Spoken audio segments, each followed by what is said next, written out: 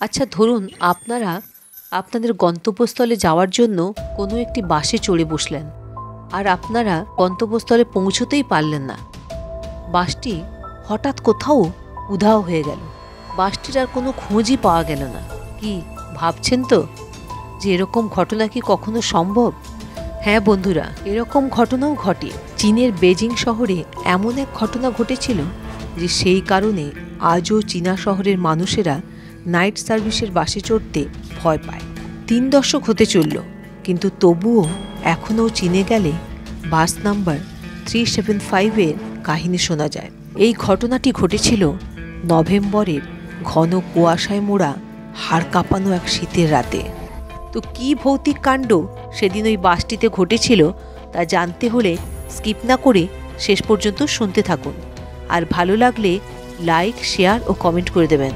আমার এই নিউ চ্যানেলটিকে সাবস্ক্রাইব করে পাশে থাকবেন ও পাশে থাকা নোটিফিকেশান বেল আইকনটা প্রেস করে দেবেন। আপনাদের সাথে আমি অনামিকা। চলুন শুনতে থাকুন।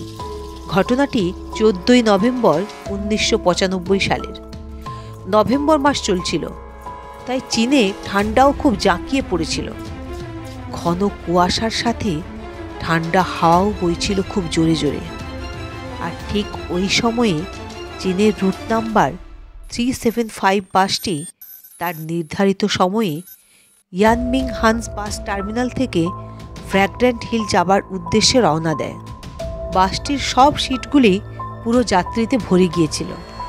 আর পরপর যখন স্টপেজ আসতে থাকে তখন এক এক করে ধীরে ধীরে বাস থেকে সবাই নেমে যায়। দেখতে দেখতে বাস পুরো খালি হয়ে যায়। বাসে তখন ছিল শুধু ড্রাইভার ও একজন মহিলা কন্ডাক্টর। ফ্র্যাগরেন্ট হিল পৌঁছতে তখনও 7টা স্টপেজ বাকি ছিল। আর তখন প্রায় মাঝরাত হয়ে গিয়েছিল। চারিদিক নিস্তব্ধ শুনশান হয়ে পড়েছিল। যে রাস্তাটি দিয়ে বাসটি যাচ্ছিল সেই রাস্তাটি ছিল গ্রামের মধ্যে দিয়ে, আর দুপাশে ছিল ঘন জঙ্গল। 1-2 স্টপেজ পার হওয়ার পর বাসটি সামার প্লেস নামে একটি বাস স্টপেজে এসে দাঁড়ায়। আর সেই স্টপেজ থেকে একজন বৃদ্ধ মহিলা ও একজন 19 বছরের ছেলে ও আরেকজন ইয়াং হাজব্যান্ড ওয়াইফ বাসে ওঠে। ইয়াং সেই হাজব্যান্ড ওয়াইফ তারা বাসের ড্রাইভারের পেছনের সিটে গিয়ে বসে, আর ছেলেটি বাসের গেটের সাইডের দিকে সিটে গিয়ে বসে পড়ে। আর বৃদ্ধ মহিলাটি ঠিক ওই ছেলেটির পেছনের সিটে বসে পড়ে।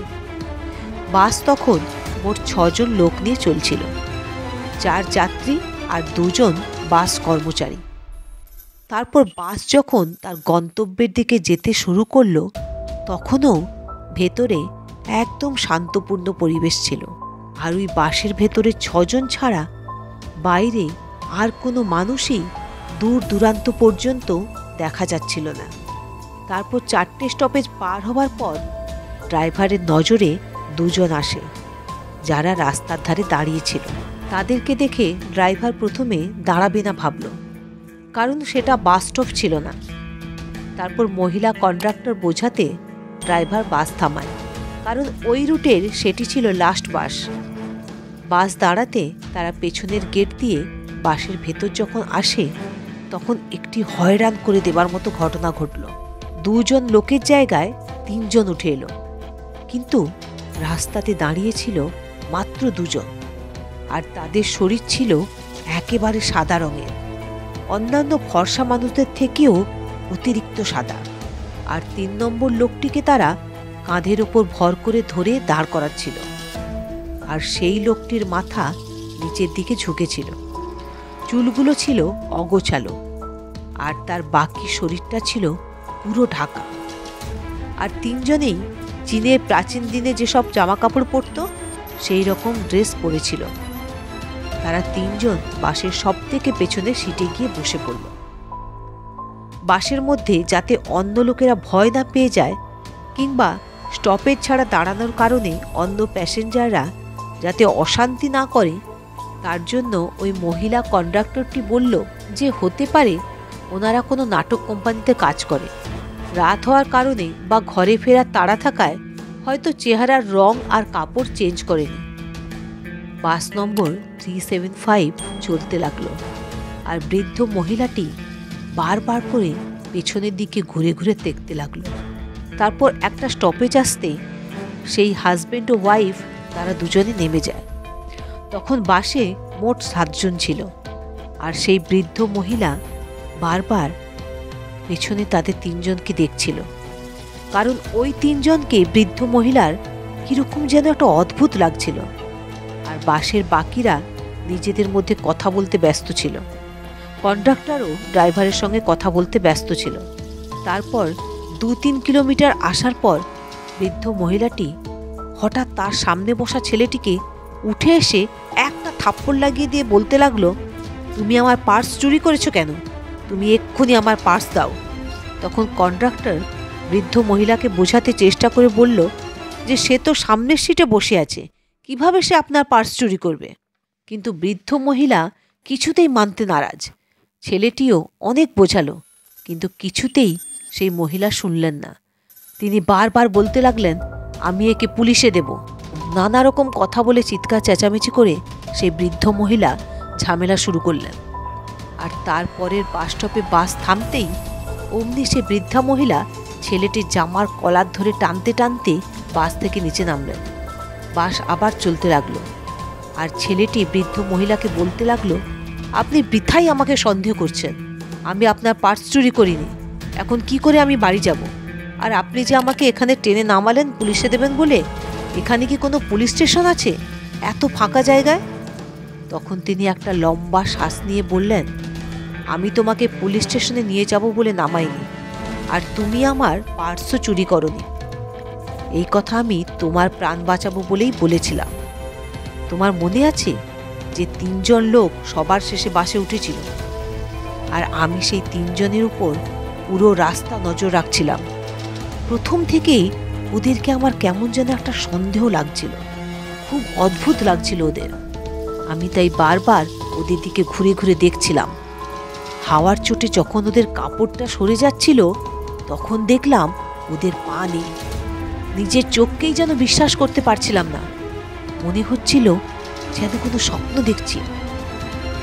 ওটা দেখার পর আরও বেশি করে ওদের উপর নজর রাখছিলাম। আর তখনই দেখলাম যে 3 নম্বর লোকটি যে কাঁধে ভর দিয়ে চলছিল, তার মুখটা দেখতে পেলাম। আর তার মুখটা দেখেই আমি বুঝতে পারলাম যে সে মানুষ নয়।